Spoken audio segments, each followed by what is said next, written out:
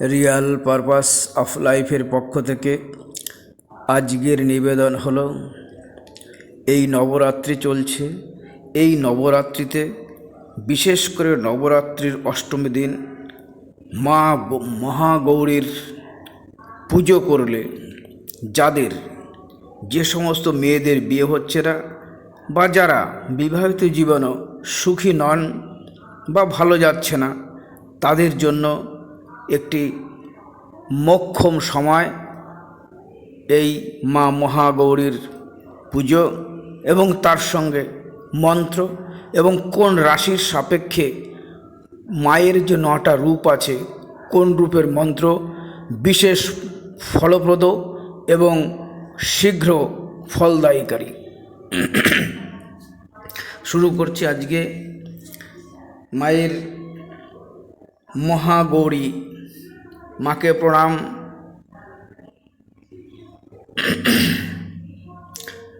ওং চণ্ডিকে নভো দুর্গে তং মহাদেব মনোরমে পূজং সমস্तं সংগৃহ রক্ষমাং ত্রিদেশেশ্বরী। ওং হ্রিং শ্রীং ওং নবদুর্গায় নমঃ। অষ্টমীর দিন মা মহাগৌরীর পুজো হয়। এই দিন যে সকল মেয়েদের বিয়ে হচ্ছে না তারা পূজা করলে তাড়াতাড়ি বিয়ে হবে। এদিন কি করতে হবে? নুন ছাড়া একবেলা খাবার খাবেন। একবেলা খাবার খাবেন, কিন্তু নুন খাওয়া যাবে না, নুনটা ব্যবহার করবেন না। নুন ছাড়া একবেলা খাবার খান। রাতে না খাওয়া ভালো, অল্প দুধ চিনি খাওয়া যেতে পারে। তাহলে অষ্টমীর দিন মহাগৌরীর পুজো হয়, সেই দিন একবেলা খাবেন, সকাল বা দুপুরে নুন ছাড়া খাবেন এবং রাতে না খেতে পারলে ভালো, না থাকতে পারলে অল্প দুধ আর চিনি শুধু খান। আর কি করবেন? এই দিন আপনি পুজো করলে ভালো জীবনসাথী পাওয়া যাবে এবং বিবাহিত জীবনও সুখী হওয়া যাবে।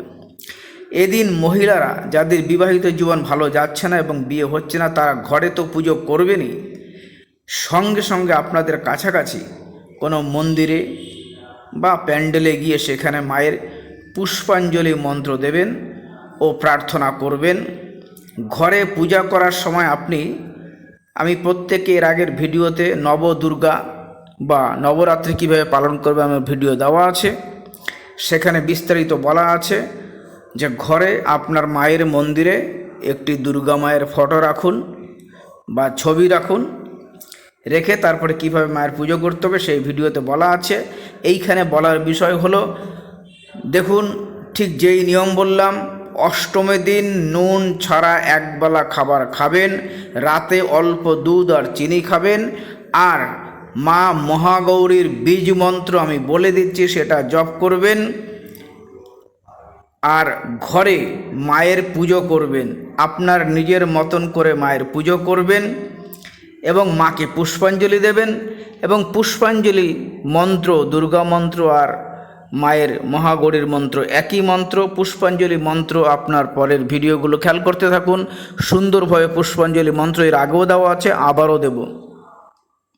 আচ্ছা, সেই পুষ্পাঞ্জলি অবশ্যই দেবেন, প্রার্থনা করবেন। কীভাবে পুষ্পাঞ্জলি দেবেন বলে দিচ্ছি। অষ্টমী দিন আপনারা 10টা বেলপাতা নেবেন।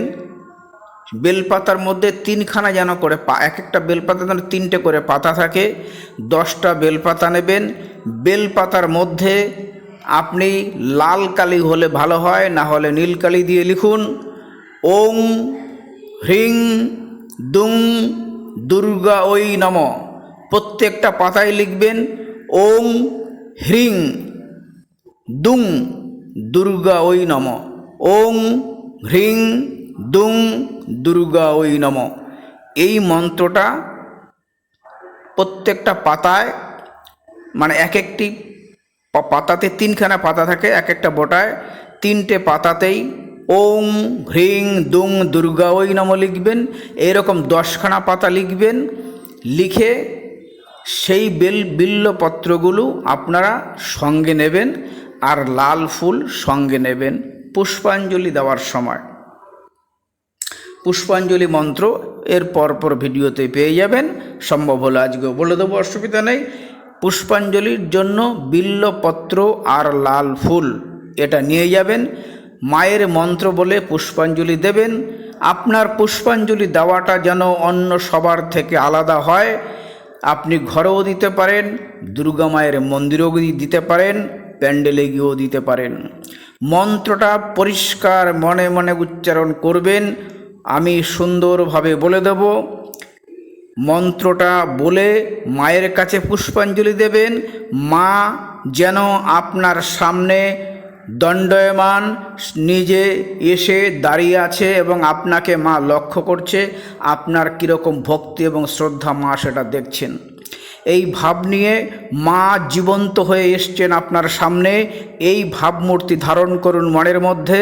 অন্য কোনো চিন্তা যেন মনে ওই সময় না আসে। বারংবার বলছি, এক মনে একভাবে বাইরে যা দেখছেন মনের ভিতর সেই এক ভাবনা যেন চলে। মাকে দেখছেন, মার পায়ের দিকে প্রথমে তাকান, তারপর মায়ের মুখের দিকে তাকান, মায়ের চোখের দিকে তাকান, তাকিয়ে মন্ত্র উচ্চারণ করুন। আর ওই বিল্লপত্র আর লাল ফুল এক একবার করে 3 বারে আপনারা পুষ্পাঞ্জলি মন্ত্র দেবেন। মনে মনে মাকে বলবেন, আমার দীর্ঘদিনের আকাঙ্ক্ষা মা, আমার এই কাজটা তুমি করে দাও। তুমি ছাড়া এই জগতে যে আমাকে উদ্ধার করার এবং দেখার এবং শক্তি যোগার আনন্দ দেওয়ার কেউ নেই।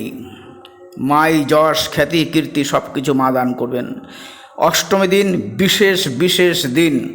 সেই দিন যত সম্ভব ভোর 4:30টার সময় উঠবেন, 5টার মধ্যে অঞ্জলি দেওয়ার চেষ্টা করুন। বলে দিলাম অঞ্জলিটা কিভাবে দিতে হবে, তার সঙ্গে কি করবেন ঘরে বলে দিচ্ছি। আমি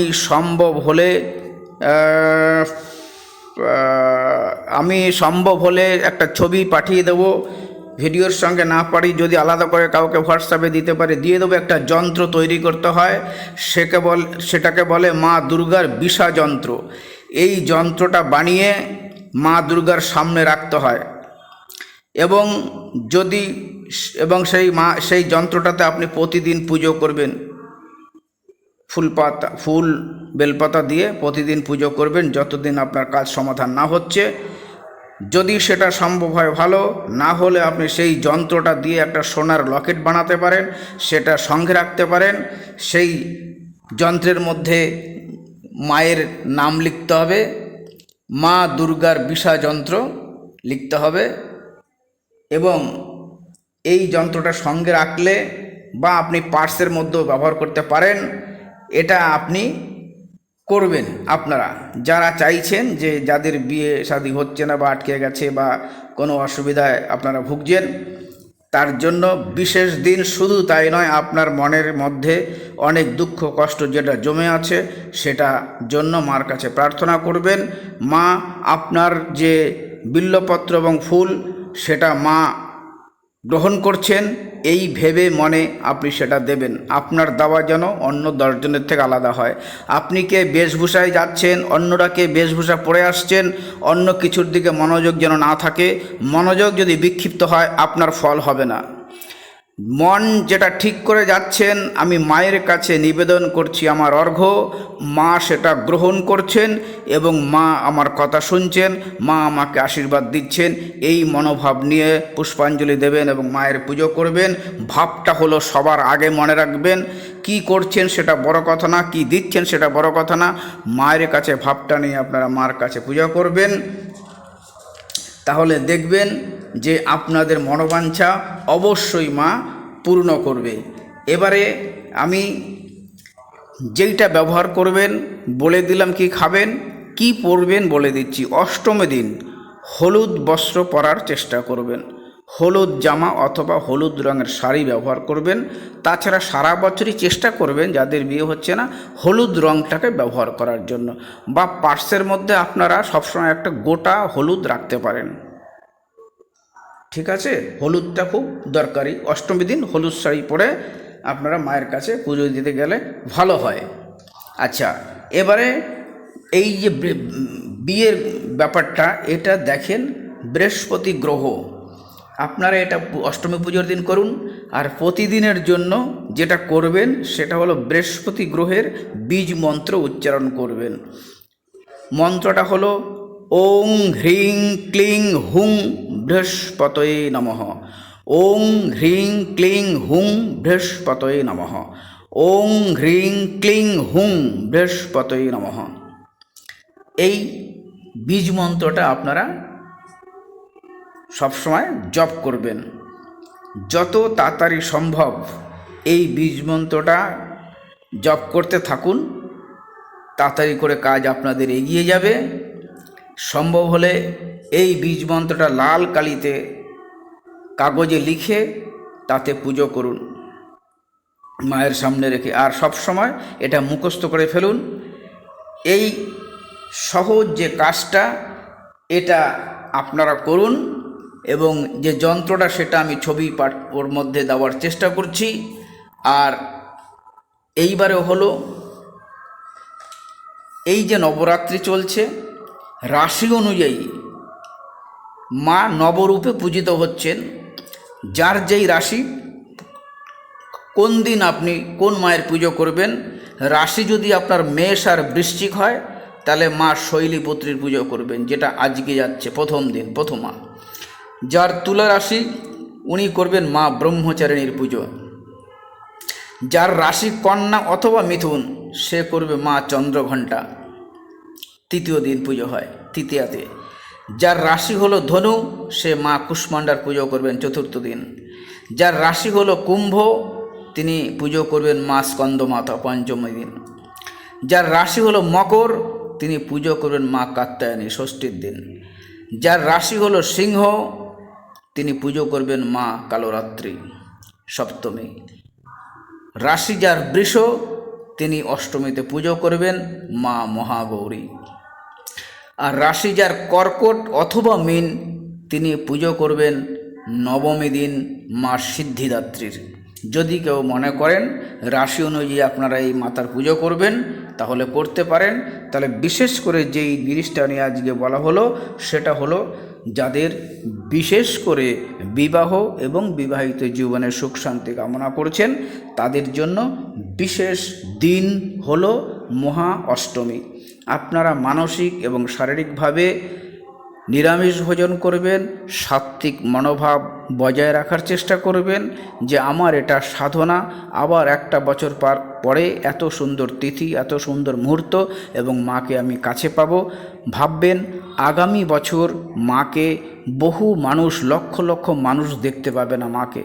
কারণ প্রতিদিন আমাদের পৃথিবীতে প্রায় 10 লক্ষ করে মানুষ আর পরের দিন সূর্য দেখতে পারে না, চলে যায় পৃথিবী থেকে। এই দিনটাকে অবশ্যই গুরুত্ব দেবেন। অষ্টমী দিন নিজেকে, অষ্টমীর আগের দিন নিরামিষ খাওয়ার চেষ্টা করবেন এবং অষ্টমী দিন তো অবশ্যই নিরামিষ খাবেন। মনটাকে সাত্ত্বিক ভাবাপন্ন করবেন, কাতরভাবে মায়ের কাছে প্রার্থনা করুন আর এই কাজটি করুন। আপনাদের মনস্কামনা অবশ্যই পূর্ণ হবে। এটাই হলো আমার আজকের ভিডিওর মেল বিষয়বস্তু।